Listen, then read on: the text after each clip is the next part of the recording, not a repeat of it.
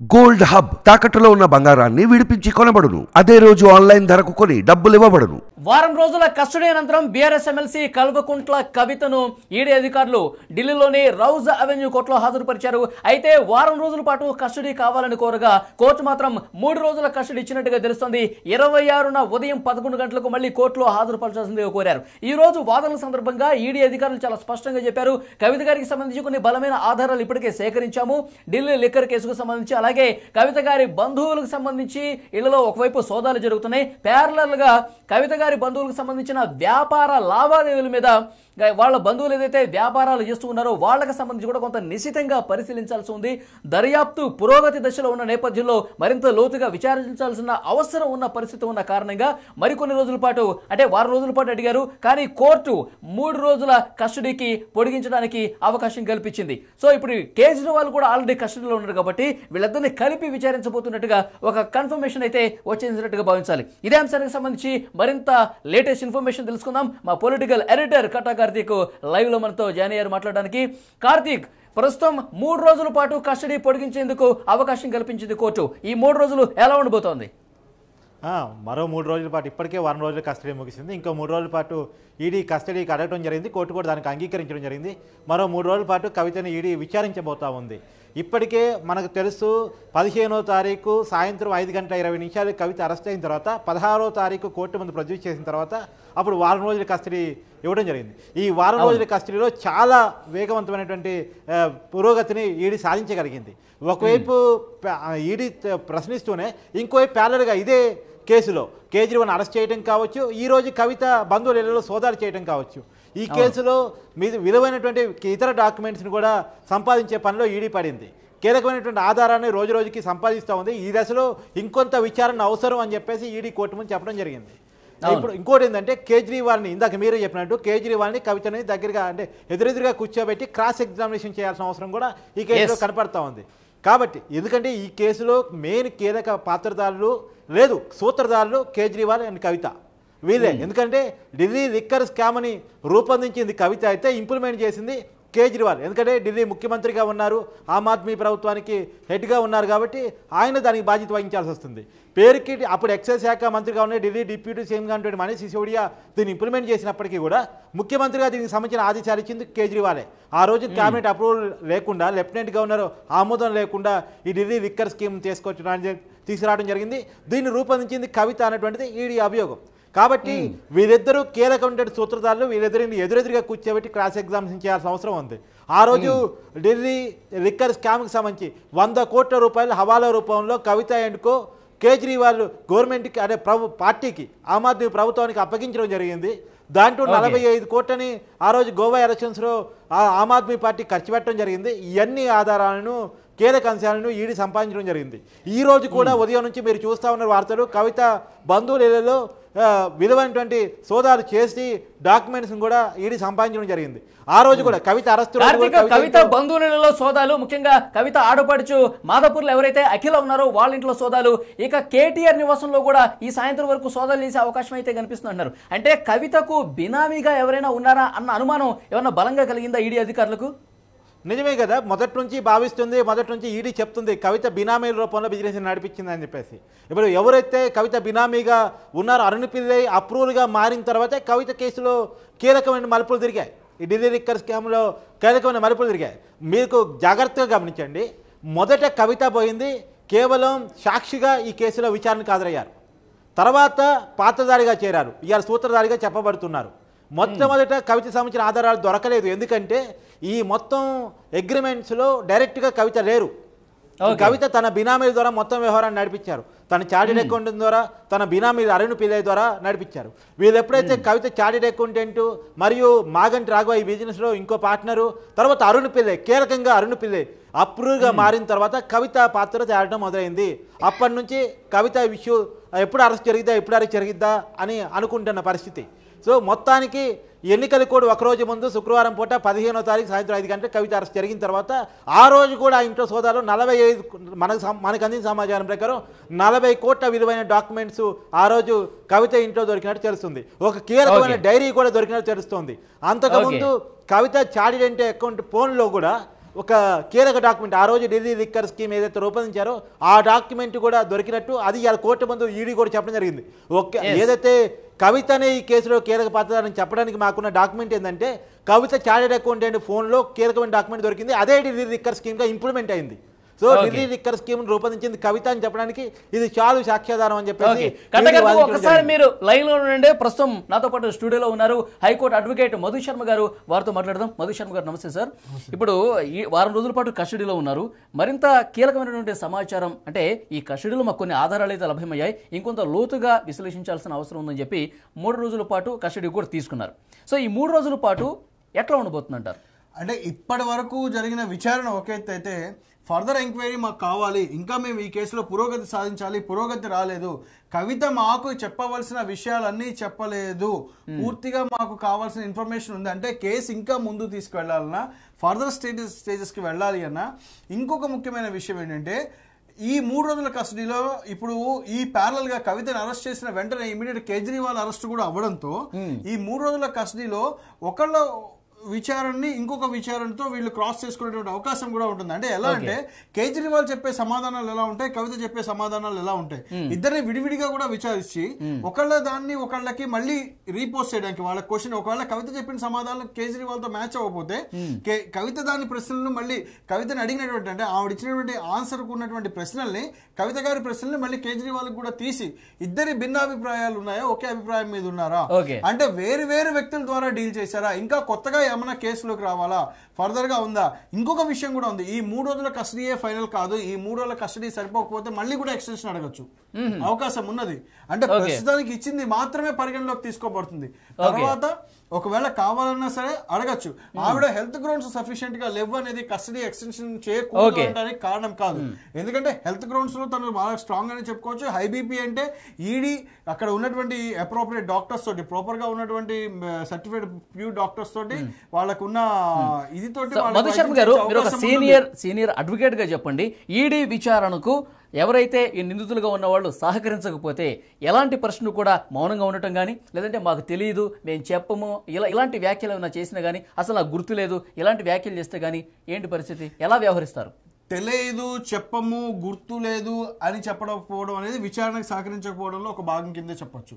అప్పుడు మళ్ళీ custody extension అడగడానికి అవకాశం ఉంటుంది.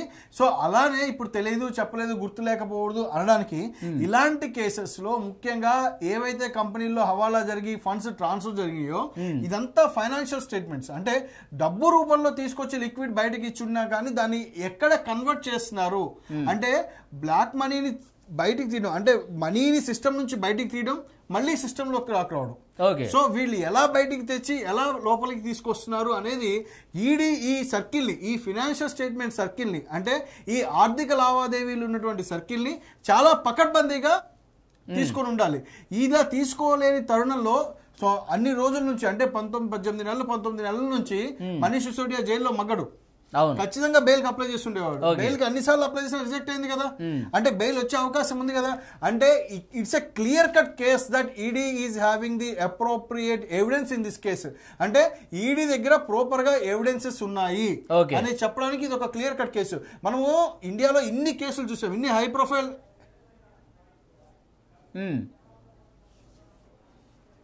ఉదాహరణ. ఎందుకంటే 19 నెలలుగా ఆయన జైల్లో ఉన్నారు, 30 సార్లు బెయిల్ అప్లై చేసుకున్నా ఇవ్వలేదు. అంటే ఆర్థిక నేరాల విషయంలో కోర్టులు ఎలా ఉన్నాయి, రేపు కవితకు బెయిల్ వచ్చే అవకాశం ఉందా లేదా అంటే మనీష్ సిసోడియా ఒక ఎగ్జాంపుల్గా చెప్పవచ్చు. ఏమంటారు మధు గారు? అవును, ఇవాళ ఆర్థిక నేరాలని కోర్టులు ఉపేక్షించే పరిస్థితి లేదండి, ఎన్నడూ లేదు. మనం ఈ స్వతంత్ర భారతంలో అంటే 75 ఏళ్ల స్వతంత్ర భారతంలో ఎన్నో ఆర్థిక నేరాలకు పాల్పడిన నాయకుల్ని చూసాము, ఏ నాయకుడు తప్పించుకున్న దాఖలా లేదు. వాయిదాల పర్వంతో మేబీ డిలే అవ్వచ్చు కానీ ఎవరు తప్పించుకోలేదు. మీరు చూడండి, పెద్ద పెద్ద నాయకులు వెళ్ళారు, లాలూ ప్రసాద్ యాదవ్ గారు వెళ్ళారు, జయలలిత గారు వెళ్ళారు, చిదంబరం గారి వైఫ్ ఇంకా నడుస్తూనే ఉంది. ఎవరు నిన్న మొన్న చూసుకుంటే జార్ఖండ్ సీఎం వాళ్ళ పరిస్థితి అట్లయింది. అంటే ఎవరు ఎగ్జాంప్టెడ్ కాదు ఆర్థిక నేరాలకి. ఈవెన్ ఇప్పుడున్న అధికార ప్రభుత్వం కూడా ఐదర్ ఇట్ మేబీ సెంట్రల్ అవ్వచ్చు, స్టేట్ అవ్వచ్చు, అధికార ప్రభుత్వాలు కూడా వాళ్ళు కూడా ఎగ్జాంప్టెడ్ కాదు దొరికితే. ఎవరు కాదు, జగన్ జైలుకి పోయి వచ్చిన అతనే, చంద్రబాబు జైలుకి పోయి వచ్చిన అతనే, ఇప్పుడు కవిత జైలుకి పోయింది, రేపు మాప కేటీఆర్ కూడా వేరే కేసులో బయట జైలుకి పోయే అవకాశం ఉందని వినపడతా ఉన్నాయి. సో ఆర్థిక నేరాల విషయంలో ఉపేక్షించే పరిస్థితి లేదు, ఎందుకంటే ఆర్థిక నేరాలని కట్టడి చేయకపోతే దేశ మూలాలకే ప్రమాదం. మనం ఒకప్పుడు రైతును వెన్నుముక దేశానికని ఎంత గర్వంగా చెప్పుకునే వాళ్ళం. ఎందుకని ఇండియన్ ఎకానమీ అనేది మన బేస్ అనేది ఫార్మా అంటే వ్యవసాయ ఆధారిత దేశంగా ఉండేది. కానీ ఇవాళ సినారియో మారిపోయింది. ఇండస్ట్రీస్ వస్తున్నాయి, సో ఇన్ఫ్రాస్ట్రక్చర్ పెరుగుతోంది, సో ఇండస్ట్రియల్ గ్రోత్ పెరుగుతుంది, ఎకానమీ వస్తుంది. సో ఎకానమీ పెరుగుతున్న కొద్దీ ఆర్థిక నేరస్తులు పెరిగితే ఈ ఎకానమీకి కుంటుపడే అవకాశం ఉంటుంది, మనకి ప్రమాదం ఏర్పడే అవకాశం ఉంటుంది. సో వీళ్ళని ఎంకరేజ్ చేయడం మొత్తం పడితే దేశం దివాళా తీసే పరిస్థితి వస్తుంది. ఎంతైనా దోచుకొని విదేశాలకు పారిపోతారు. అలా పారిపోయిన వాళ్ళని మనం గతంలో ఎంతమందిని చూసాం, చాలా మందిని చూసాం అలాంటి నాయకులు. సో మధు శర్మ గారు, బెయిల్ వచ్చే విషయానికి సంబంధించి ఒకసారి మనం మాట్లాడుకుంటే గనక సుప్రీంకోర్టులో వాదనల సందర్భంగా కూడా నిన్న కేవలం సాక్షి గారిని చేర్చారు, ఇంతవరకు కూడా నిందితులుగా చూడలేదు, నాకు వ్యతిరేకంగా ఏ ఒక్క ఆధారాన్ని కూడా కోర్టులో ప్రొడ్యూస్ చేయలేకపోయారు, భయపెట్టి అప్రూవర్లుగా మారుస్తున్నారు, ఇలాంటి వాదన అయితే కవిత తరఫు న్యాయవాదులు చేశారు. ఇప్పుడు ఎట్లా ఉండబోతుంది, బెయిల్ వచ్చే అవకాశం ఉందా? భయపెట్టి అప్రూవర్ గా మార్చే పరిస్థితి లేదు. ఇది స్వతంత్ర భారతం, రాజ్యాంగం కలిగిన దేశం. ఇది భయపెట్టి అప్రూవర్ గా మారిస్తే వాళ్ళ ప్రాథమిక హక్కులకి భంగం కలిగినట్టే. ఈడీ ఈ కేసులో భయపెట్టి అప్రూవర్ గా మార్చినట్టు నాకు తెలిసి ఎక్కడా లేదు. మొదట్లో విచారణ చేపట్టిన తర్వాత కోర్టులో వాదనలన్నీ కూడా కలబోలు కబుర్లేనా? అది వాళ్ళ ప్రూవ్ చేయాలి. వాళ్ళు చెప్పడం, మాట చెప్పడం కాదు, కోర్టులో మాట చెప్పడం కాదు, ఎవిడెన్స్ కావాలి. ఓకే కార్తిక్ చెప్పండి. ఇంకోటి కూడా కీలక అంశం ఏంటంటే, ఇప్పుడు అప్రూవర్గా భయపెట్టి మార్చారు, బలవంతంగా మార్చారని చెప్పడానికి ఆధారం లేదు. ఎందుకంటే మొత్తం ఎంక్వైరీ వీడియో కెమెరా రికార్డింగ్లో జరిగిపోతూ ఉంటాయి. ఇది ఎక్కడ కూడా దాపరికంగా జరిగే ఎంక్వైరీ కాదు, గుట్టుచప్పుడుగా జరిగే ఎంక్వైరీ, రూమ్లో బంధించి చేసే ఎంక్వైరీ కాదు. మొత్తం చేసే ఎంక్వైరీ అంతా కూడా వీడియో ఫుటేజ్ చేయబడుతుంది. అదంతా న్యాయమూర్తి ముందే ప్రొడ్యూస్ చేయడం జరుగుతుంది. ఏమాత్రం అనుమానం న్యాయమూర్తి దాన్ని పరిశీలిస్తాడు. ఇప్పటి వరకు మనకు అందుతున్న సమాచారం ప్రకారం ఈ కేసులో 13 మంది, మొత్తం 13 మంది కవిత గారికి వ్యతిరేకంగా ఈ సమాచారం ఇచ్చారంట ఈడీ విచారణలో. మధు గారు, అవును, వ్యతిరేకంగా ఇప్పుడు ఎవరైతే అక్యూజ్డ్ ఉన్నారంటే మీరు అన్నట్టు ఆడిటర్ మెయిన్ కీలకంగా పోషిస్తారు. ఎందుకని మనీ లాండరింగ్ కేసెస్ లో ఎప్పుడు ఒక ఫైనాన్షియల్ ఎక్స్పర్ట్ సహాయం లేకుండా మనీ లాండరింగ్ కేసు చేయలేరు, మనీ లాండరింగ్ వ్యవహారం చేయలేరు. Chartered accountant is a financial expert. అంటే వాళ్ళకి ఎక్కడి నుంచి ఎక్కడ ఫండ్స్ డీవియేట్ చేయాలి, హవాలా మార్గంలో డబ్బు ఎక్కడి నుంచి తెప్పియాలి, ఏ కంపెనీలో ఎంతెంత ఇన్వెస్ట్మెంట్ పెట్టాలి, షేర్ ప్యాటర్న్స్ కంపెనీస్ లో ఎలా చేంజ్ చేయాలి, సో కంపెనీస్ లో తెచ్చిన దాన్ని ఫర్దర్ గా అది డెట్ కింద చూపించాలా లేదా ఎసెట్ కింద చూపించాలా, ఎలా చేయాలి అనేది అది చార్టెడ్ అకౌంటెంట్ పనే వాస్తవానికి. సో ఇందులో చార్టెడ్ అకౌంటెంట్ క్లియర్ కట్ గా ఆయన వాంగ్మూలంలో చెప్పడం జరిగిపోయింది ఆల్రెడీ. అంటే నేను ఫైనాన్షియల్ స్టేట్మెంట్స్ లో జరిగింది అని చెప్పడం జరిగిపోయింది. సో ఇప్పుడు ఆ కంపెనీ ఫైనాన్షియల్ స్టేట్మెంట్స్ ముందు పెడితేనే ఆటోమేటిక్ గా జరిగిందిగా. ఏవైతే కంపెనీలు ఇన్వాల్వ్ అయ్యాయో అవన్నీ డీటెయిల్స్ అన్ని మనీ లాండరింగ్ లో ఇప్పుడు దొరికినట్టు కదా. ఇప్పుడు ఏదైతే కంపెనీలో ఉన్న మనీ కాకుండా వీళ్ళ దగ్గర ఎక్స్ట్రా ఉందో అది కూడా వీళ్ళు ఈడీ ముందు డిస్క్లోజ్ చేయలేకపోయినా ఈడీ వారు ఆ డాక్యుమెంటెడ్ గా వీళ్ళ ముందు పెట్టుంటారు. సో లిక్కర్ పాలసీ అనేది క్లియర్ కట్ గా వాళ్ళ జేబులు నింపుకునే పథకం కిందనే వీళ్ళు ఫ్రేమ్ చేసుకున్నారు. పైపెచ్చి ఇందులో కేజ్రీవాల్ అరెస్ట్ అవ్వడం అనేది చాలా అన్నా హజారే గారి ఫిలాసఫీకి పూర్తి వ్యతిరేకమైన విషయం. ఎందుకంటే అన్నా హజారే గారిని అడ్డం పెట్టుకుని గెలిచిన వ్యక్తి వాళ్ళ నీతి నిజాయితీతో మగ్గుతాను, ఆల్టో కార్ లో అసెంబ్లీకి వస్తాన్న వ్యక్తి వాళ్ళ నేను బెంజ్ కార్ దిగనన్న స్థితిలో స్కామ్లు చేయడం మొదలు పెడితే ఈ ప్రజాస్వామ్యానికే ఇది విరుద్ధమైన చర్య. ఓకే కట్టా కార్తీక్, ఇప్పుడు కేజ్రీవాల్ ని కవిత గారిని కలిపి విచారించబోతున్నారని చెప్పి మనకి చాలా సమాచారం అయితే వస్తుంది. ఢిల్లీలో కొన్ని వాదనలు కూడా ఈ రకంగా ఈడీ అధికారులు లేశారు కోర్టు ముందు. ఇద్దరిని ఒకే గదిలో ఎదురెదురుగా కూర్చోబెట్టి విచారించే సందర్భంలో ముఖ్యంగా ఆ 100 కోట్ల రూపాయలకు సంబంధించి ప్రధానంగా ఈ క్రాస్ ఎగ్జామినేషన్ చేసే అవకాశం ఉందా? నిజమే, ఇప్పుడు ఖచ్చితంగా క్రాస్ ఎగ్జామినేషన్ చేసే అవకాశం మనకు కనపడుతూ ఉంది. నిజాయితీ అంటూ రాజకీయ పార్టీ పెట్టుకొని, విలువలు అంటూ రాజకీయ పార్టీ పెట్టుకొని, సమాజాన్ని మారుస్తానంటూ చీపరి పెట్టి అవినీతిని ఉడిచేస్తానంటూ పార్టీ పెట్టుకొని ఆమ్ ఆద్మీ చేసిందాన్ని. రెండోది తొలి తెలంగాణ మహిళా ఎంపీగా ఉండి కవిత చేసిన పనిని ఇద్దరిని కూడా కూర్చోబెట్టి ఎదురెదురుగా క్రాస్ ఎగ్జామినేషన్ చేసే అవకాశం మన కళ్ళ కనబెట్టి కనపడుతూ ఉంది. రెండోది ఏంటంటే మనం క్లియర్ కట్గా గమనించాల్సింది ఇద్దరి మధ్య ప్యారలాలిటీ ఉంది. కవిత ఈడీ విచారణకు సహకరించలేదు అని చెప్పడానికి ఉదాహరణ ఏంటంటే ఈడీ సిబిఐ పిలిచినప్పుడల్లా కవిత విచారణకు వెళ్ళలేదు, రకరకాల సాకులు చెప్తూ వచ్చింది. మొదట్లో సాక్షిగా ఉన్నప్పుడు విచారణకు హాజరయ్యారు, ఎప్పుడైతే పాత్రధారిగా ప్రూవ్ అవడం స్టార్ట్ చేసిందో విచారణ తప్పించుకోవడం మొదలెట్టారు. ఇప్పుడు ఈడీ ఈ సిబిఐ నోటీస్ ఇచ్చినప్పుడల్లా ఒకసారేమో ఎంపీ ఎలక్షన్స్ ఉన్నాయని చెప్పారు, ఇంకొకసారి ఏం ప్రీపెజ్డ్ షెడ్యూల్స్ ఉన్నాయని చెప్పారు, ఇంకోసారి ఇతర కారణాలు చెప్పారు. సో నాకు ఇంట్లోకి వచ్చి విచారం చేయండి, ఆన్లైన్లో విచారం చేయండి అంటూ రకరకాల సాకులు వెతికే ప్రయత్నం చేశారు. సేమ్ కేజ్రీవాల్ కూడా ఇదే పని చేశారు.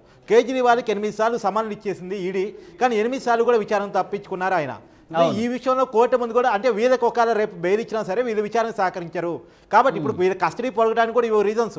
ఇంకా 3 రోజులు కస్టడీ కవితకి ఎందుకు పొడిగించారంటే మనకున్న ఇన్ఫర్మేషన్ మేరకు 12 ప్రశ్నలకు కవిత ఇందాక మీరు మాట్లాడినట్టు తెలియదు, మర్చిపోయాను, గుర్తులేదు, ఇవన్నీ కూడా విచారణకు సహకరించకపోవడంలో భాగమే.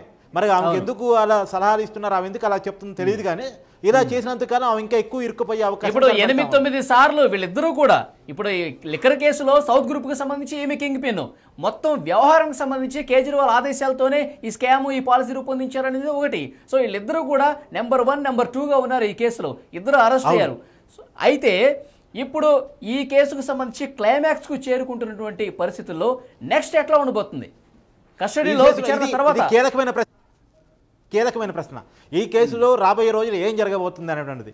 వాస్తవానికి 3 రోజులు కస్టడీ ముగిసిన తర్వాత కూడా మరి కొన్నిసార్లు నాకు తెలిసి ఇంకా కస్టడీ కావాలని ఈడీ అవకాశం కస్టడీ పొడిగిస్తారా లేదా పక్కన పెట్టేస్తే తర్వాత కస్టడీ అయిపోయిన తర్వాత డిపార్ట్గా తీహార్ జైలుకి వెళ్లాల్సిన అవసరం ఉంటుంది. ఇప్పటికే ఢిల్లీ లిక్కర్ స్కామ్లో ఉన్నటువంటి ఇతర నిందితులు తీహార్ జైల్లో ఉన్నారు కాబట్టి కవిత కూడా అక్కడికి వెళ్ళే అవకాశం కనబడతా ఉంది. తర్వాత కవిత బెయిల్ కోసం అప్లై చేసుకునే అవకాశం ఉంది. కానీ వీరైనా తొందరగా ఈ కేసును తేల్చాలనుకున్న ఈడీ తొందరగా కేసును తేలిస్తే దోషిగా కనుక కవిత ఆమ్ ఆద్మీ ముఖ్యమంత్రి ఎవరైతే ఉన్నారో కేజ్రీవాల్ వీళ్ళు దోషిగా తేలితే వీళ్ళ పదవులు కూడా గండం వచ్చింది. ఆయన ముఖ్యమంత్రి పదవిని కోల్పోవాల్సి వస్తుంది, ఏమో ప్రజెంట్ ఉన్నటువంటి ఎమ్మెల్సీ పదవిని కోల్పోవాల్సి వస్తుంది. మామూలుగా మనకు తెలిసి మనకున్నటువంటి పొలిటికల్ నాలెడ్జ్ ప్రకారం ఆమె ఎప్పుడు పదవుల్లో ఉండాలని కోరుకుంటారు. 2014లో నిజామాబాద్ ఎంపీగా పోటీ చేసి గెలిచారు. 2019లో అదే నిజామాబాద్ నుంచి ఆమె ఓడిపోయారు. ఓడిపోయిన తర్వాత కూడా ఆమె ఎమ్మెల్సీ పదవి పార్టీని అడిగి, అంటే వాళ్ళ ఫాదర్ చేతిలోనే పార్టీ ఉంటుంది, పార్టీ అధ్యక్షుడు కల్వకుంట్ల చంద్రశేఖరరావు గారు కాబట్టి ఆమెకు ఎమ్మెల్సీ పదవిని ఇవ్వడం జరిగింది. ఇప్పటికీ ఆమె ఎమ్మెల్సీ పదవిలోనే కొనసాగుతున్నారు. ఆమె కనుక దోషిగా తెలిసి ఆమె పదవిని కోల్పోవాల్సి వస్తుంది. 10 సంవత్సరాల పాటు ఎన్నికల్లో పోటీ చేయడానికి కూడా అర్హతను కోల్పోవాల్సి వస్తుంది. రాబోయే కాలంలో ఆమె రాజకీయ భవిష్యత్తు కేజ్రీవాల్ మాటలు కూడా ఒకసారి మనం గుర్తు చేసుకుంటే కేజ్రీవాల్ ఏమన్నా నేను జైలు నుంచే నా బాధ్యతలు నిర్వర్తిస్తాను, ముఖ్యమంత్రిగా నేనే ఉంటాను, జైలు నుంచి ముఖ్యమంత్రి బాధ్యతలు సక్రమంగా నేను జైలు నుంచి అన్ని వ్యవహారాలు చక్కబెడతానని మాట్లాడారు. అంటే దీంట్లో కీలకమైన పాయింట్ ఉంది. అన్నా హజారే ఉద్యమం నుంచి ఆ ఉద్యమాన్ని తనకు లాక్కున్నటువంటి కేజ్రీవాల్ ఇప్పుడు ముఖ్యమంత్రి పదవి వేరే వాళ్ళకి ఇస్తే రేపొద్దున జైలు నుంచి బెయిల్ మీద బయటకు వచ్చిన తర్వాత ఆ ముఖ్యమంత్రి పదవి ఇవ్వమంటే ఆ ముఖ్యమంత్రి ఇస్తాడో లేదో అనేటువంటి పాయింట్ కూడా ఉంటుంది కదా. ఆ పార్టీలు కూడా చాలా వర్గ విభేదాలు గోళ్ళు ఉన్నాయి. రేపు నేనే ముఖ్యమంత్రిగా ఉంటాను అంటే ఒకసారి ముఖ్యమంత్రి పదవి వేరే వాళ్ళు చేపట్టిన తర్వాత అతను ఎమ్మెల్యేని మేనేజ్ చేసుకుని నేనే ముఖ్యమంత్రిగా కొనసాగుతానంటే కేజ్రీవాల్ మళ్ళీ ముఖ్యమంత్రి కావడం ఎలా? ఆ క్వశ్చన్ మార్క్ ఉంటుంది. ఆ పార్టీలో ఎవరు నమ్మే పరిస్థితులు కావు కదా రాజకీయాల్లో.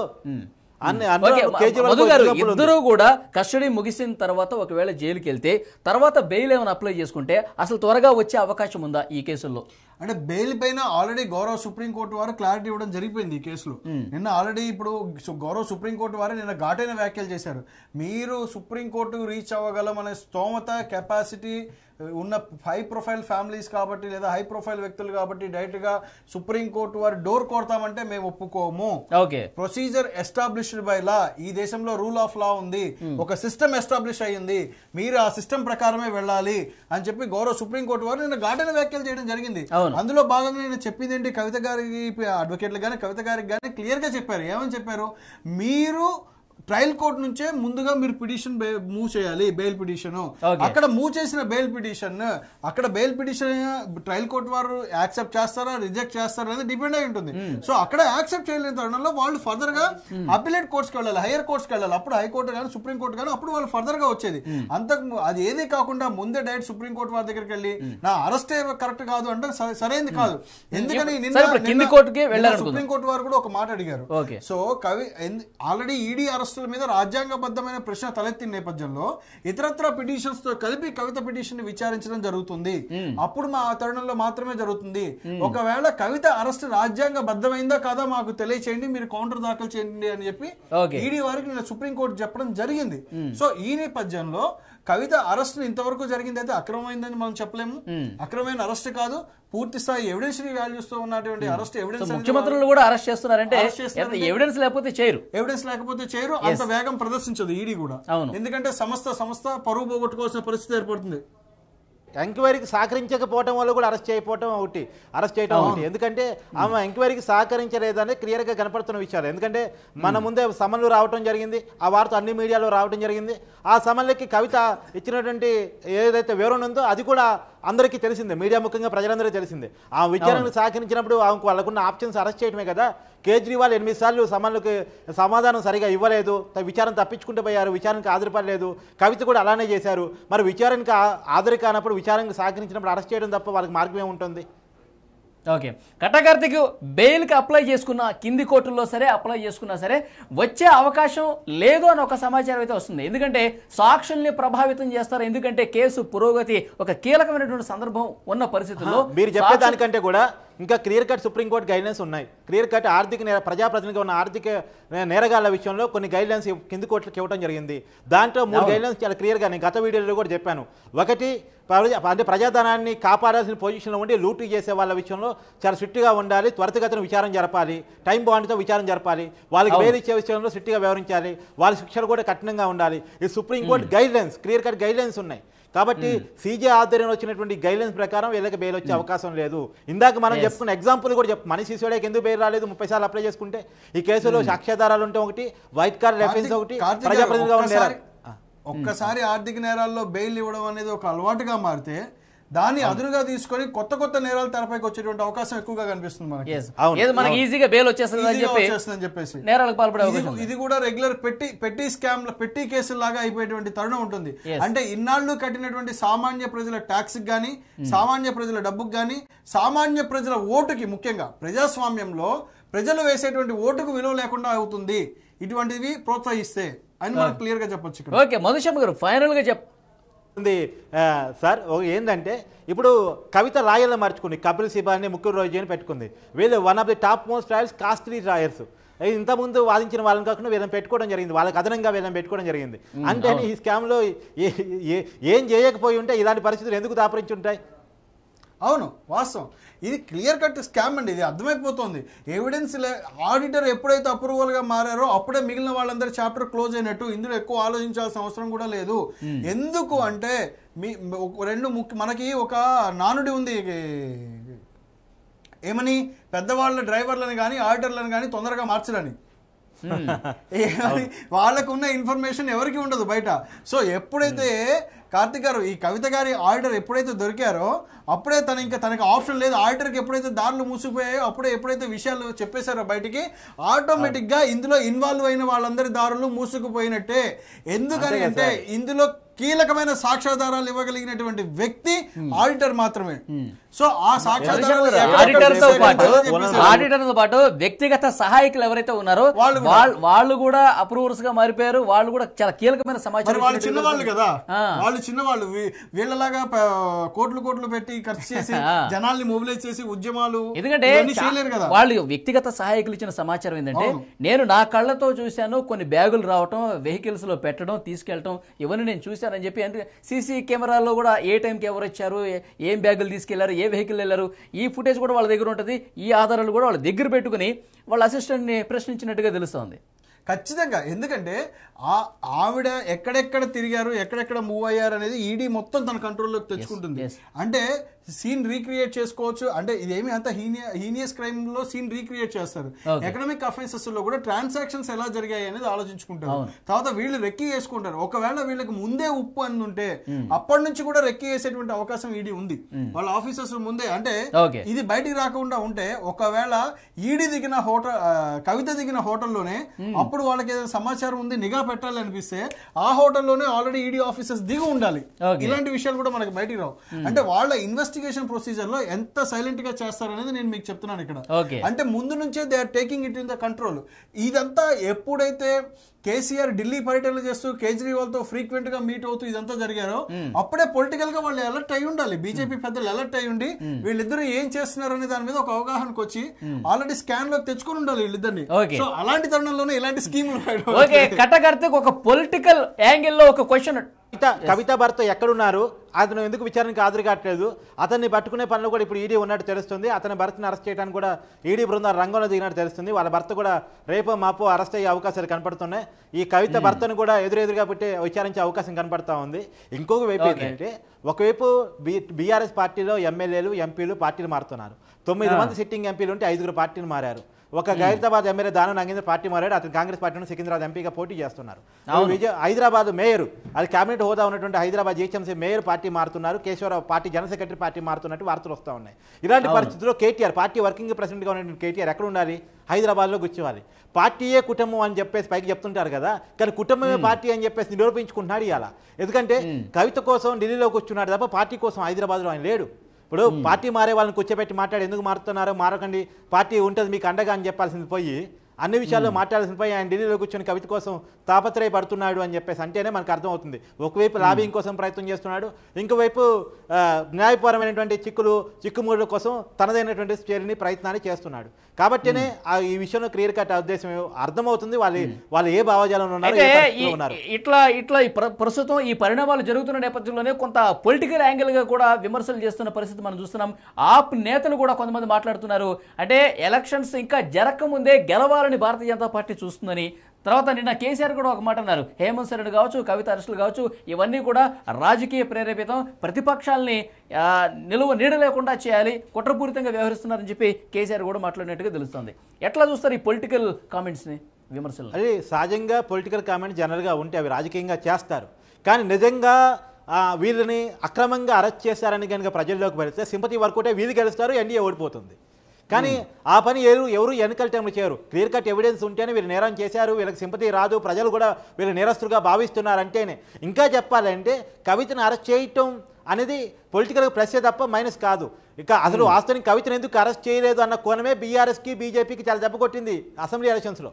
అంటే బీజేపీ బీఆర్ఎస్ ఒకటే అనేది పొలిటికల్గా చూసినప్పుడు ఇప్పుడు కవిత అరెస్ట్ చేయడం ఖచ్చితంగా బీఆర్ఎస్ బీజేపీ ఒకటి కాదు, రెండు ఫైట్ చేసుకుంటాయని చెప్పుకోవడానికి పొలిటికల్గా పనికి వస్తుంది. సరే, పొలిటికల్ కోణాలు పక్కన పెడితే కవిత అరెస్టులో ఎవిడెన్స్ ఉంటే అరెస్ట్ చేయాల్సిందే. కవిత కాదు, ఎవరున్నా సరే అరెస్ట్ చేయాల్సిందే. ఇప్పుడు ఎన్నికలు ఉన్నంత మాత్రాన ఎలక్షన్స్ ఎన్నికల రాజకీయాలు, ప్రజల్ని మభ్యపెట్టే రాజకీయాల కోసం రాజకీయ నేరగాలని బయట వదిలేసి ఇంకా ప్రజాధనాన్ని లూటీ చేసుకోండి అంటూ అది కరెక్ట్ కాదు. సరే, రాజకీయ ఉద్దేశాలు ఉండవా అంటే ఉండొచ్చు కాక, ఎన్నికల డేజీ కంటే ఎన్నికల షెడ్యూల్ కంటే ఒకరోజు ముందు ఎందుకు అరెస్ట్ చేశారు, ఇంతకుముందు ఎందుకు అరెస్ట్ చేయలేదు, ఎప్పటి నుంచో కవిత నేరస్తురాలుగా భావిస్తున్నారు కదా, ఈడీ ఆరోపిస్తుంది కదా, అప్పుడు ఎందుకు అరెస్ట్ చేయలేదు, సరే ఓకే, అవన్నీ రాజకీయంగా 100 మాట్లాడుకోవచ్చు. సరే, వాటి విషయం వేరు, కేసు ముందుకు వెళ్ళటం వేరు. ఈ రాజకీయంగా మాట్లాడుకునే మాటలు ప్రజల్ని మభ్యపెట్టడానికి తప్ప దేనికి పనికిరావు, ఇవేవి ప్రభావితం చేయలేవు కేసుని. కేసుగానే ముందుకెళ్తుంది. ఈ విషయం మనం క్లియర్గా గమనించాల్సిందంటే ఎన్డీఏ గెలుపు అనేటువంటిది సర్వేలన్నీ చెప్తున్నటువంటి విషయం, అది మనకు సంబంధం లేదు, అది పొలిటికల్ అంశం మాత్రమే.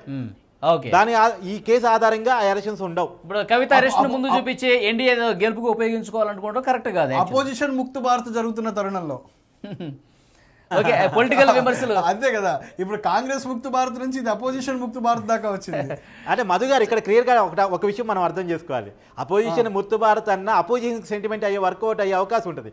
కానీ ఈ కేసు విషయంలో ప్రజలు కూడా నిజంగా నేరం జరిగిందని భావిస్తున్నారు కాబట్టి బీజేపీ ముందుకెళ్తుంది అనుకోవాలి. ఒక రకంగా కేసు విషయంలో ఎవిడెన్స్ ఉంది కాబట్టి బీజేపీ ముందుకెళ్తుంది కాదు, అధికారులు ముందుకెళ్తున్నారు. ఇక ఫైనల్ గా ఒక విషయం కంక్లూడ్ చేద్దాం. 26వ తారీఖు ఉదయం 11 గంటలకు కవిత గారిని కోర్టులో మళ్ళీ ప్రొడ్యూస్ చేస్తున్నారు, హాజరుపరుస్తున్నారు. హాజరుపరిచిన తర్వాత ఏంటి సార్ అంటే మళ్ళీ కస్టడీలో సరిగ్గా మాకు తమ స్పందన తెలియజేయలేదు, అంటే సహకరించలేదని చెప్పి మళ్ళీ పొడిగించే అవకాశం ఉంది. అడగచ్చు, తీసుకోవచ్చు, మళ్ళీ కస్టడీకి అడగచ్చు. ఖచ్చితంగా ఈ 3 రోజుల గది కూడా సరిపోకపోయి ఉంటే గనక మళ్ళీ కస్టడీకి అడిగేటువంటి అవకాశం ఖచ్చితంగా ఉంది. సో ఓకే, అంటే తాము ఏదైతే కోరుకున్నామో, తాము ఏదైతే ప్రశ్నలు సంధించి వివరాలు రాబట్టామో మేము సాటిస్ఫైగా ఉన్నాము, సో నిందితులు సరైన సమాధానాలు చెప్పారు అని చెప్తే కనుక వాళ్ళని తర్వాత తన్ని బయటికి రిలీజ్ చేయాలి, బెయిల్ ఎలా చేయాలో వద్దు అనే దాని మీద కూడా ఆర్గ్యుమెంట్స్ జరుగుతాయి.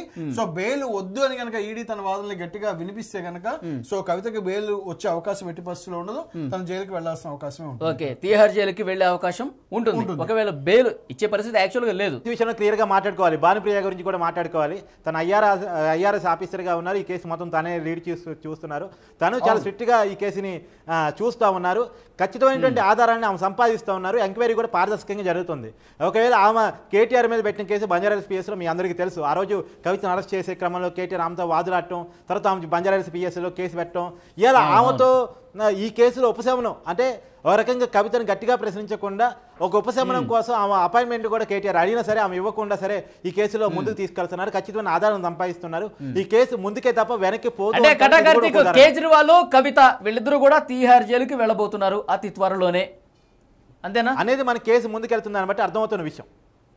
ఓకే, చూద్దాం సార్. 26వ తారీఖు అంటే ఈ 3 రోజుల పాటు కేజ్రీవాల్ని అలాగే కవితని విచారిస్తారు. అవసరమైతే ఎవరైతే అప్రూవర్స్గా మారారో వాళ్ళను కూడా పిలిపించి ఇట్లా కంబైన్డ్గా క్రాస్ ఎగ్జామినేషన్ చేసే అవకాశం అయితే కనిపిస్తుంది. ముందు విడివిడిగా ఎగ్జామినేషన్ చేస్తారు, తర్వాత క్రాస్ ఎగ్జామిన్ చేసే అవకాశం కూడా కలిసి కూర్చోబెట్టి చేసే అవకాశం కూడా ఎక్కువగా కనిపిస్తుంది అంటున్నారు.